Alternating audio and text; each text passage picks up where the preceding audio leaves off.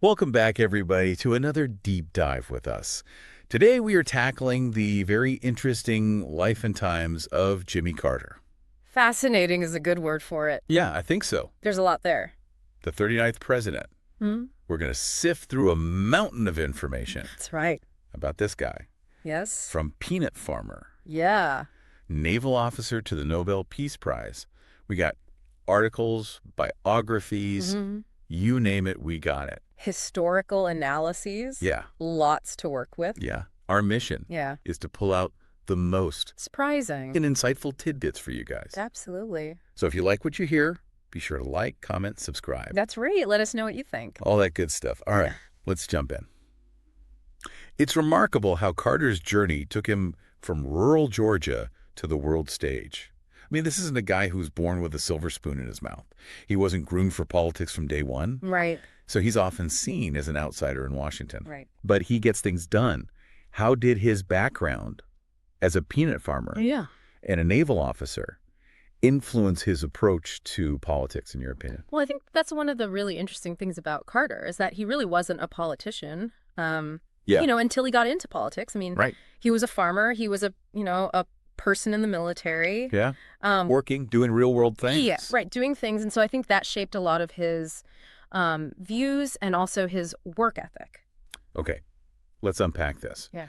We're talking about a man who wasn't a career politician. Right. He had this real world experience Absolutely. outside the Beltway. Yes. So did that make him more pragmatic, more idealistic? I mean, was he kind of coming in as this naive outsider, or did he have this like savvy business sense? Well, I think it's interesting because you see both sides of that coin in his career. Yeah. On one hand, his background instilled, I think, a very strong work ethic, attention to detail.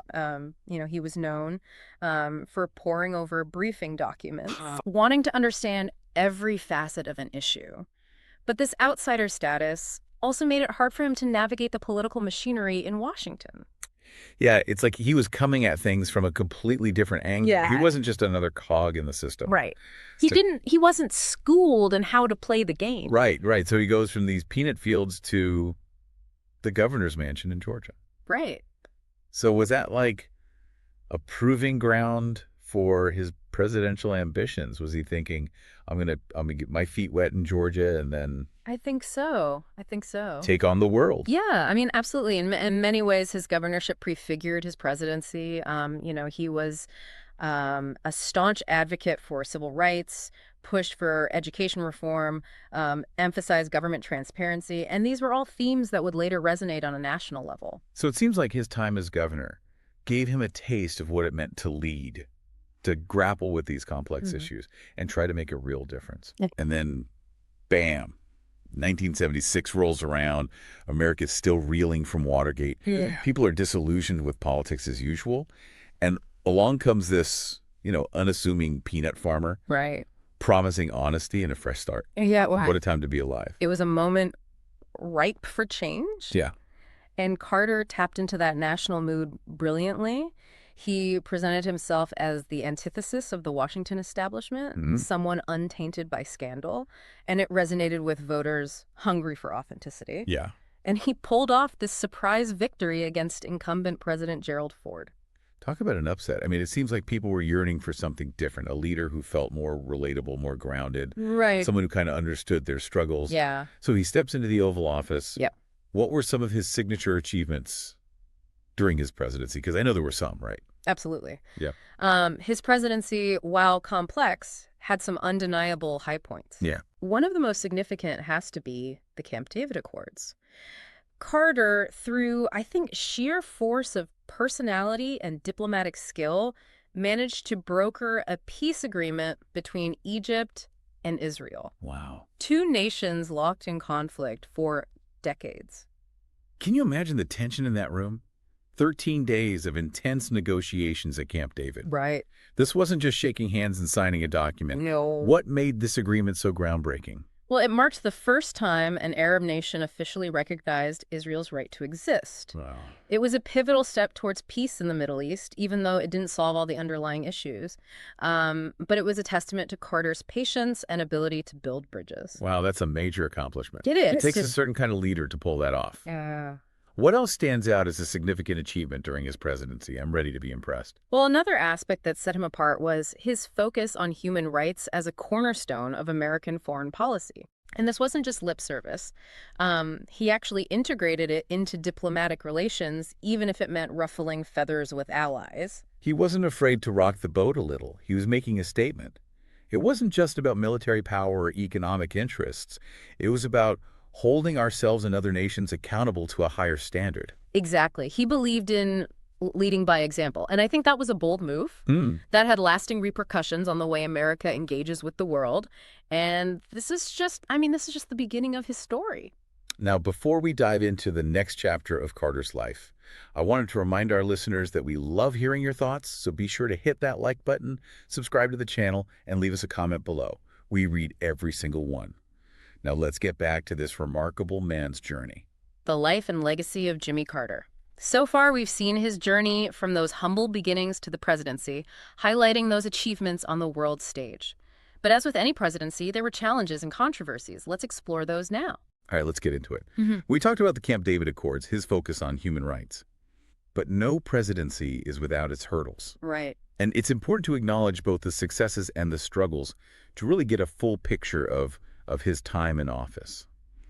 So where do we start? What were some of the criticisms leveled against Carter?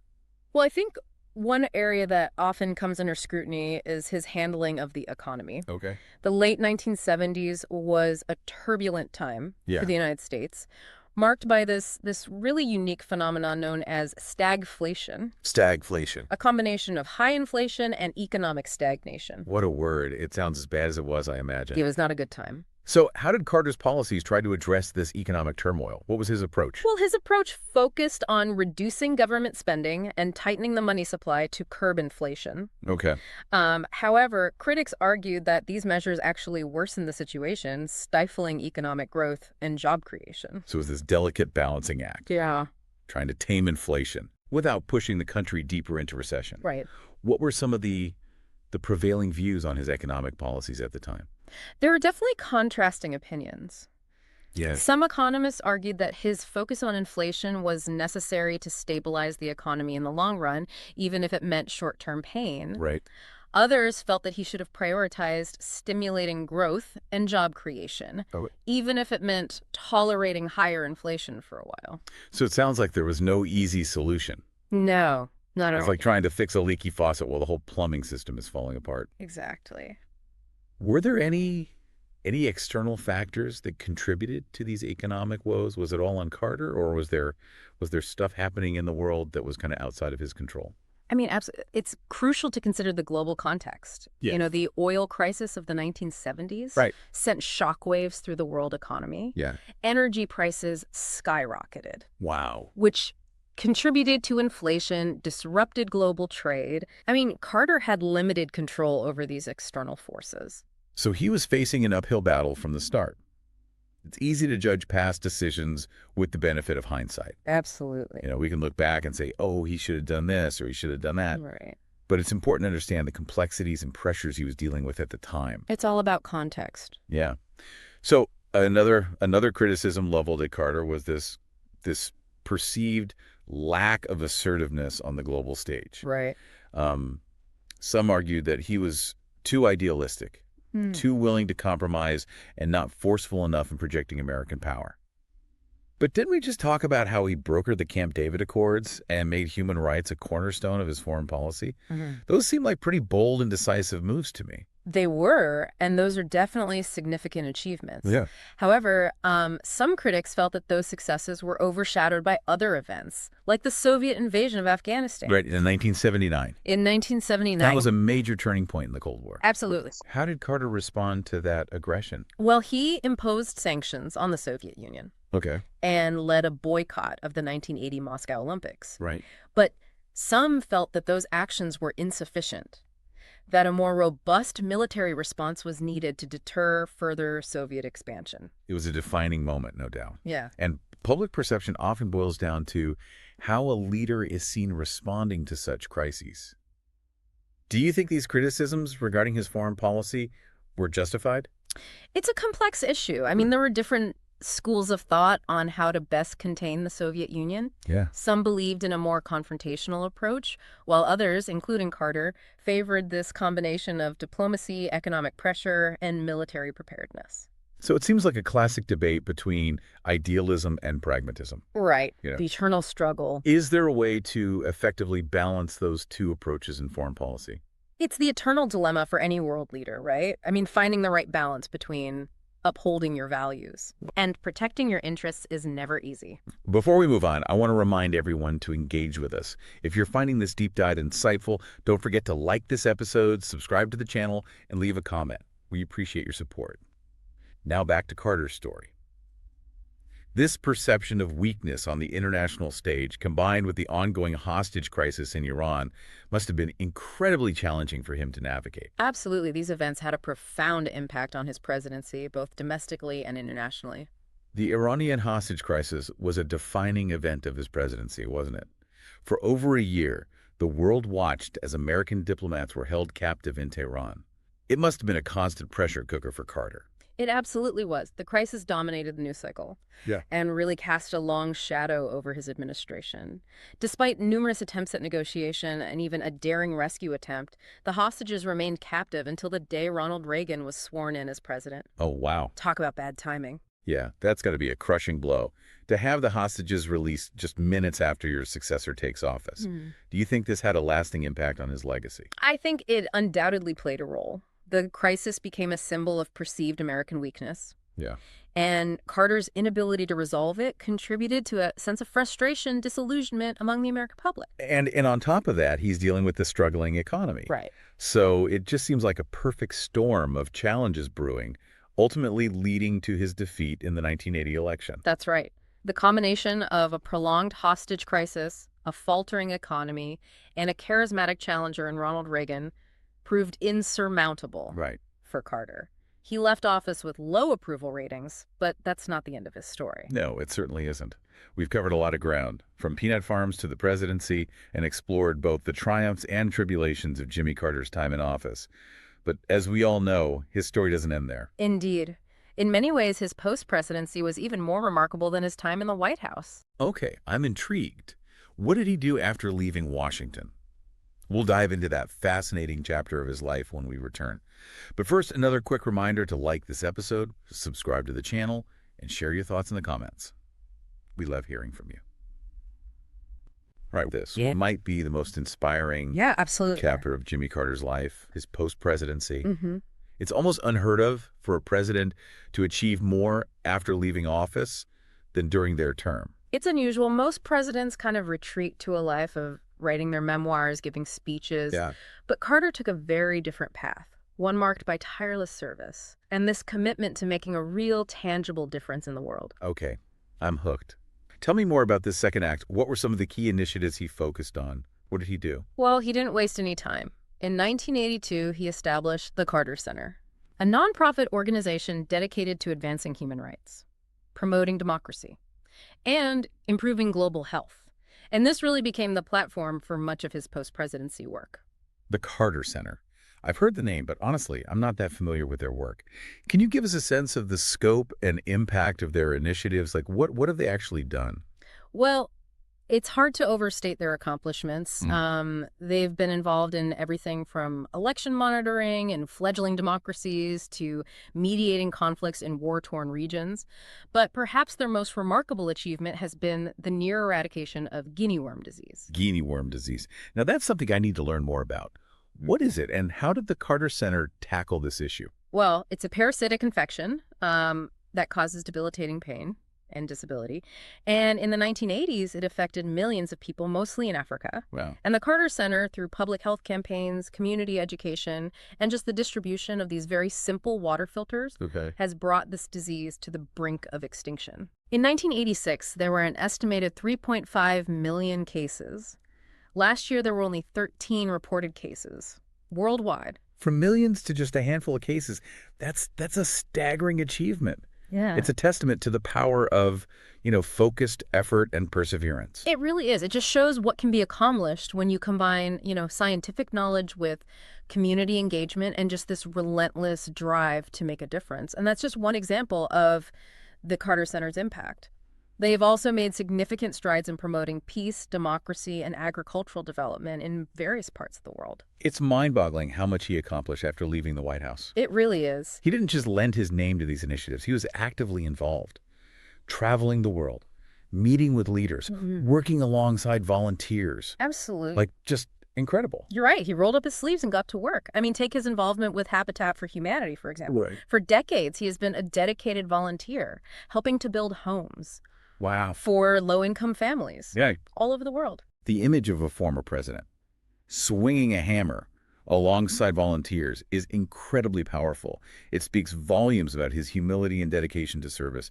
It's hard to imagine many other former presidents doing that. It's a testament to his character. He never sought the limelight or personal gain. He was driven by this deep sense of compassion and a desire to use his platform to uplift others. And it didn't go unnoticed. In 2002, Jimmy Carter was awarded the Nobel Peace Prize That's right. for his tireless work in advancing peace and human rights. And it wasn't for his presidency, it was for his post-presidency work. It's a remarkable recognition of his, lifelong commitment to making the world a better place.